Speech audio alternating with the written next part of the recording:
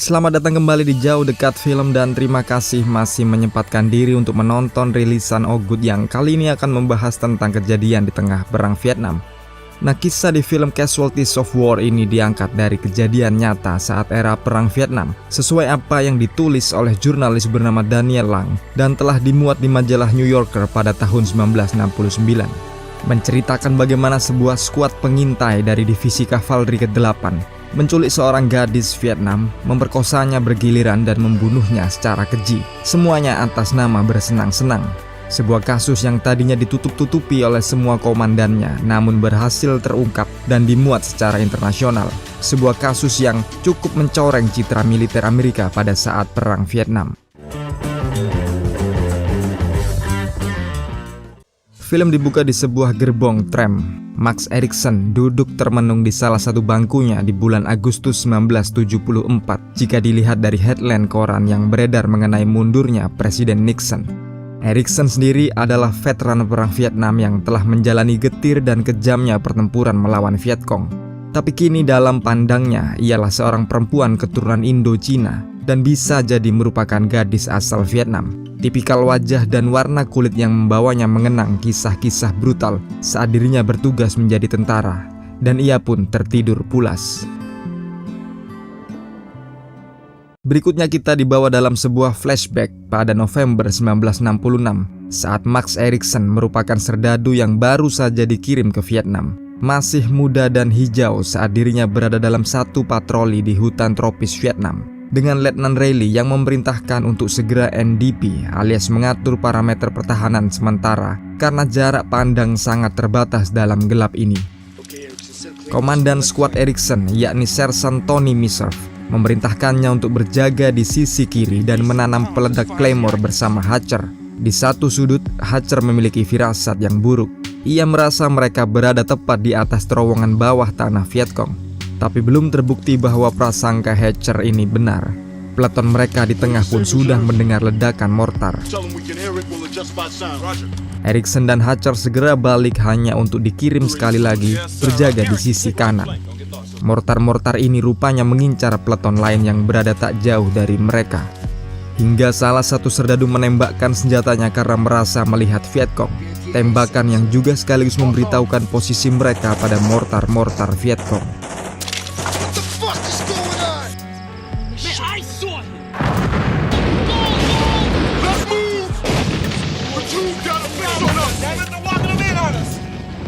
Sersan Miserv segera memanggil bantuan artileri jarak jauh, sementara semua anggota peleton ini kabur menjauh. Tapi terlambat bagi Erikson yang kini malah terperosok karena tanah yang diinjaknya memang tepat di atas terowongan Vietcong. Tanpa pijakan, Erikson pun tak bisa mengeluarkan dirinya sendiri. Sementara di bawahnya salah satu Vietcong yang mengetahui hal ini segera bangkit berusaha membunuh Erikson. Dan di atas Erikson, dentuman berapi terus deras dan mengancam nyawa. Beruntung bagi Erikson karena Miserv mendengar teriakannya dan segera menolongnya.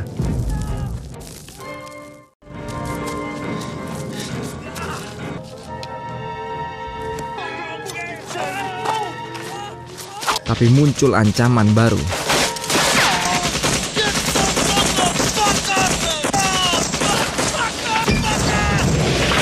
Keesokan harinya, di area Central Highlands, skuad Sersan Miserv ini memasuki pemukiman warga dan menyempatkan diri berinteraksi dengan para penduduk lokal. Di sini tampak Erikson yang biasa dipanggil Cherry ini ialah yang paling junior dari anggota skuad lainnya. Meski Erikson memang sudah memiliki istri dan putri kecil di Amerika, ia dipanggil Cherry karena sebutan Cherry merupakan panggilan yang wajar bagi serdadu yang baru bergabung. Erikson sendiri tercatat baru selama 3 minggu dan dianggap perlu belajar menjadi tentara Amerika sejati menurut kawan-kawannya. Sesaat kemudian Erikson bersama Brownie yang sedang mabuk marijuana ini bersenang-senang dengan petani tua yang sedang membajak sawah. Sampai akhirnya Brownie mengajak Erikson untuk segera balik ke skuad mereka. Brownie terus mengoceh dalam mabuknya ini, cukup menghibur kawan-kawannya sebelum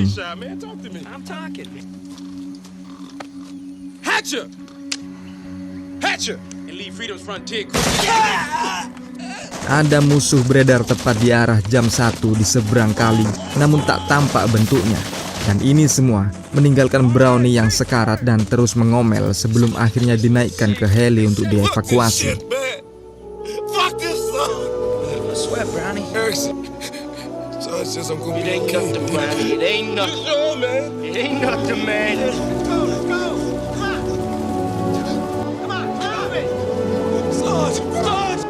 Di bawah, Sersan Miserv merasakan kesedihan yang cukup mendalam.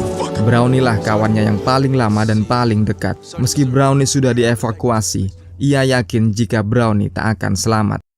Beberapa hari kemudian, Erikson dan kawan-kawannya sampai di pangkalan serigala. Sersan Miserv menginformasikan jika hari ini mereka mendapat libur sampai jam 9 malam. Untuk keesokan harinya pada pukul 6 pagi, mereka akan melakukan pengintaian jarak jauh dan mengatakan jika Brownie sudah mati. Malam harinya saat mereka akan bepergian ke kota, penjaga gerbang mengatakan jika liburan mereka sudah dibatalkan karena kondisi keamanan yang tak memungkinkan. Ini pun membuat Miserv marah besar. Dan akhirnya para anggota skuad ini hanya bisa mabuk-mabukan di baraknya. Sampai datang Miserv mengenalkan Diaz dari peleton ketiga, bergabung sebagai pengganti Brownie dan segera memberikan briefing misi pengintaian mereka menuju sebuah bukit bersandi nama Bukit 209 di lembah Trakuk. Mereka diharapkan bisa memetakan situasi, mengetahui lokasi terowongan dan posisi-posisi pos militer Vietcong. Tapi sebelum itu Miserv merencanakan untuk menuju 2 kilo ke selatan, tepatnya di desa Nghia Han, untuk menculik perempuan yang akan mereka jadikan budak. Rencana yang cukup menggelisahkan orang baik seperti Erikson yang kini menceritakan rencana Miserv ini pada seorang kawannya bernama Rowan dari peleton lain. Rowan pun tahu jika menculik perempuan ialah hal yang gila dan tak bermoral. Tapi memang inilah yang dilakukan oleh Miserv saat subuh baru tiba. Mereka benar-benar menculik perempuan dari desa Nghia Han, gadis cantik yang akan mereka gunakan sebagai budak pelampiasan nafsu. This is the one side. She's the pretty one.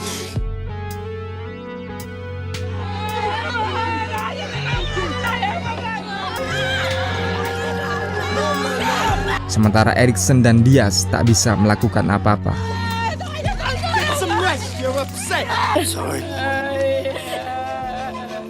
Gadis ini terus dibawa dalam perjalanan pengintaian jarak jauh. Tangannya diikat dan mulutnya dibungkam, dipaksa mengikuti langkah skuad Miserv. Erikson berusaha memprotes sersannya tapi tetap tanpa hasil. Malah dia ditunjuk sebagai pengintai paling depan menggantikan Hatcher. Pada saat istirahat, Diaz pun mengungkapkan jika dirinya sebenarnya tak setuju pada penculikan ini. Tapi mau bagaimana lagi karena dirinya hanyalah orang baru.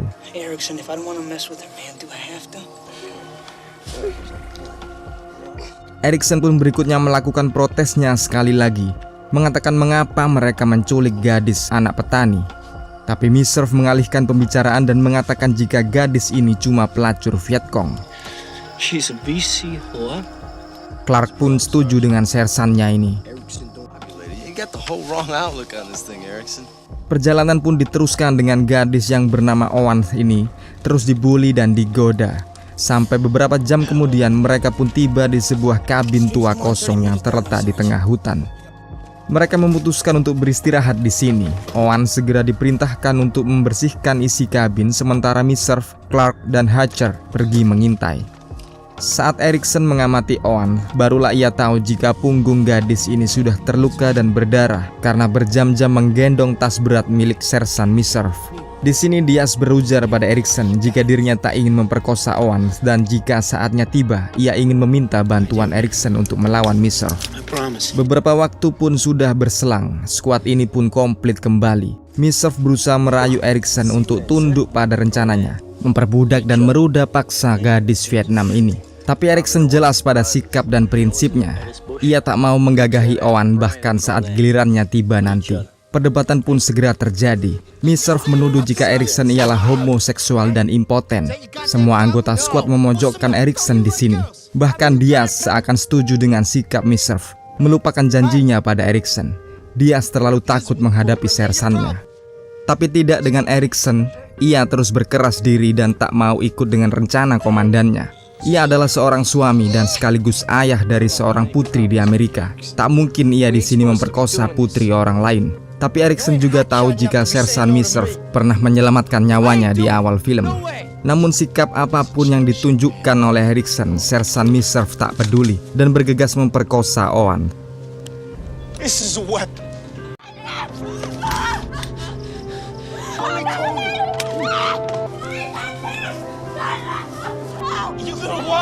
Sampai malam pun tiba dan Miserv mengatakan giliran selanjutnya ialah Diaz. Diaz yang pengecut ini pun mau tak mau menjalankan gilirannya, memperkosa Owen. Malam makin larut dan Erikson tetap berjaga di titiknya.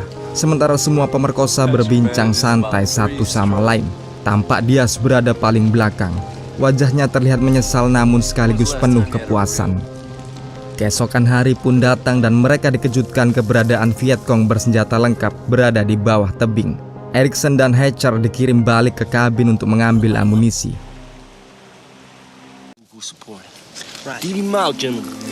Di kabin hanya ada Clark yang merasa muak karena ia hanya kebagian menjaga Owen. Ia ingin ikut bertempur dan memutuskan untuk memerintahkan Erikson yang berjaga di kabin. Dan karena kalah pangkat, Erikson hanya bisa terdiam. Sendirian bersama gadis ini di kabin membuat Erikson semakin bersimpati pada kondisinya. Ia pun melepas ikatan Owen dan melihat wajahnya kini merah biru lebam akibat kesadisan kawan-kawannya. Ditambah lagi tubuhnya sekarang mengalami demam tinggi. Sementara itu di pinggir tebing, Clark yang tiba-tiba muncul ini malah kena marah oleh Sersan Miserv. Menurutnya Erikson bisa saja menyuruh Owen untuk kabur dan mengirim balik Clark untuk segera menjemput Erikson dan Owen bersama-sama. Sedangkan di kabin, Owen, perempuan cantik ini tak lagi cantik dan malah terlihat traumatik. Ia tampak memohon-mohon, tapi apapun yang dikatakan oleh Owen tak bisa dimengerti oleh Erikson. Erikson sendiri akhirnya memang berniat kabur bersama Owen, mengembalikannya ke keluarganya di desa. Tapi belum sempat jauh, mereka berdua tertangkap basah oleh Clark.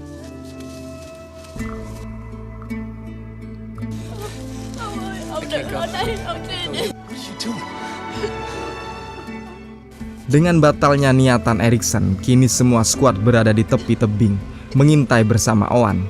Tapi Owen yang demam ini terus mengalami batuk parah, beresiko membahayakan posisi skuad ini. Namun dengan santai Miserv memerintahkan Erikson untuk membunuh Owen. Perintah yang sekali lagi ditolak oleh Erikson, mengatakan jika Brownie tak akan setuju dengan perbuatan Miserv. Tapi memang Brownie sudah mati dan tak ada yang bisa menghalangi Miserv. Miserv kemudian menyuruh Hatcher, anggota skuadnya yang paling bodoh dan penurut. Tapi bahkan Hatcher pun menolak untuk membunuh seorang perempuan. Tapi tiba-tiba di atas, kawanan Huey tampak di angkasa. Jika heli-heli ini tahu mereka membawa gadis Vietnam, semuanya akan dihukum. Miserv memaksa Diaz menghabisi Owen. Tapi sebelum Diaz bertindak, Erikson membongkar posisi mereka.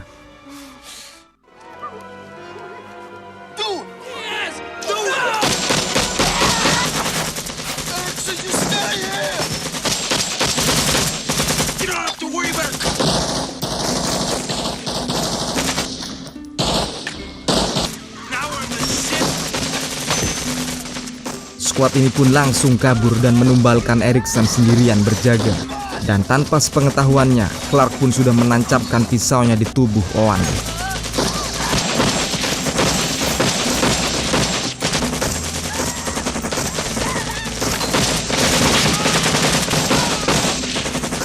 Di saat yang sama pula, kapal patroli Amerika menampakkan dirinya dari hulu sungai. Tapi Owen ternyata masih hidup. Bermandikan darah, dirinya melangkah menyeberangi jembatan rel ini.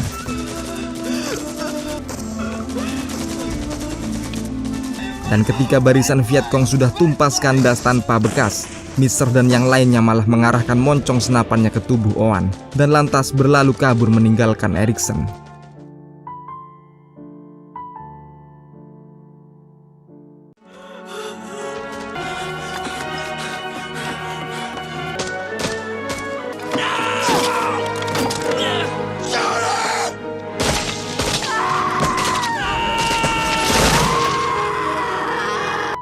Akhirnya heli-heli ini pun muncul, memberi pukulan pamungkasnya yang sayangnya juga mengenai kapal patroli mereka sendiri.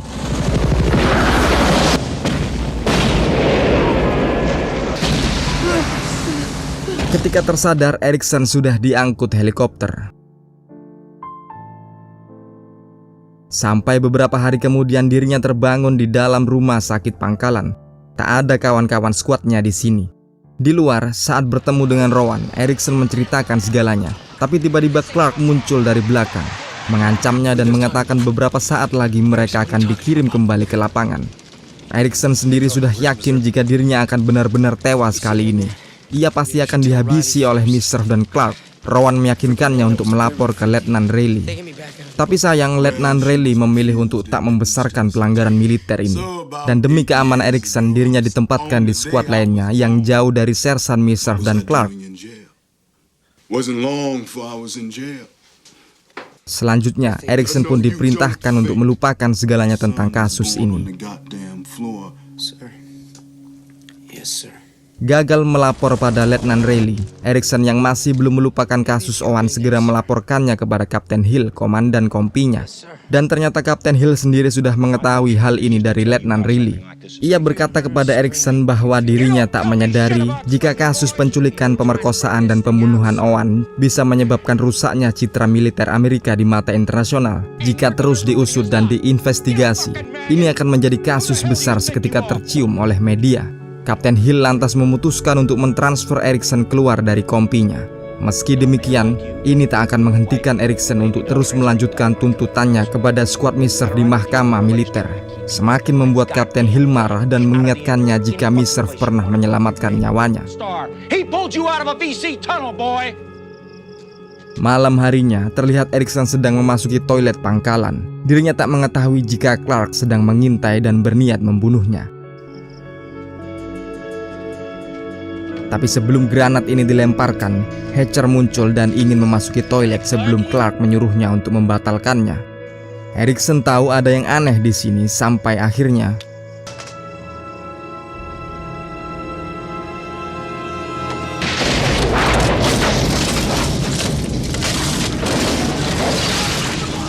seketika ini Erikson pun paham jika dirinya sudah menjadi target bagi Miserv dan kawan-kawannya. Erikson pun beredar masuk ke barak Miserv, berniat membalas dendam dan langsung saja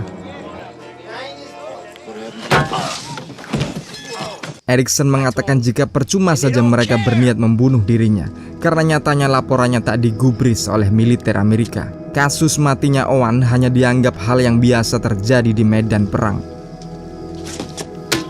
Berhari-hari kemudian Erikson sedang mabuk sendirian. Dirinya dihampiri oleh Kapten Kirk yang juga seorang pendeta. Kapten Kirk segera membujuk Erikson untuk melakukan pengakuan dosa.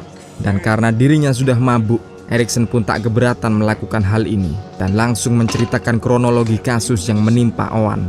Tapi siapa sangka melalui pendeta ini pengakuan Erikson mendapat jalan hukum yang benar-benar lancar.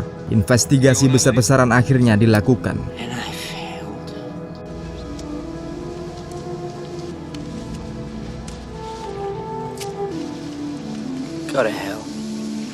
Adegan pun berikutnya maju ke masa persidangan militer di Amerika, di mana Sersan Miserv mengatakan Owen terpaksa dibunuh karena beresiko membongkar posisi persembunyian skuadnya.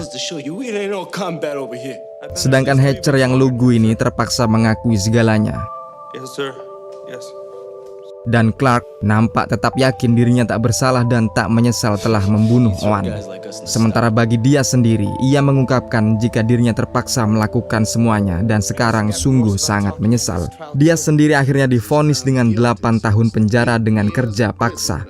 Sersan Tony Miserv mendapat 10 tahun penjara dan kerja paksa. Hatcher menerima hukuman 15 tahun penjara dan kerja paksa. Dan yang paling parah ialah Kopral Clark sebagai yang paling sadis diganjar dengan penjara dan kerja paksa seumur hidupnya. Sidang pun usai dan sekarang kita kembali ke tahun 1974. Erikson sudah terbangun dari tidurnya. Gadis Asia ini masih berada di seberangnya. Erikson yang sekarang sudah menjadi veteran ini terus mengamatinya hingga turun dari tram dan langsung menyusulnya saat ia mengetahui syal gadis ini ketinggalan di bangku. Dan setelah sedikit bercakap, Erikson mengetahui jika gadis ini memang berasal dari Vietnam. Maka dengan berlalunya gadis Vietnam ini, berakhir pula casualties of war. Ogut ucapkan terima kasih telah menonton hingga akhir. Semoga kita bisa berjumpa di video yang lain. Dan jangan lupa untuk jelajahi channel Jauh Dekat Film. Siapa tahu ada playlist lain yang menarik bagi kalian. Wassalamualaikum. Yuk, bye.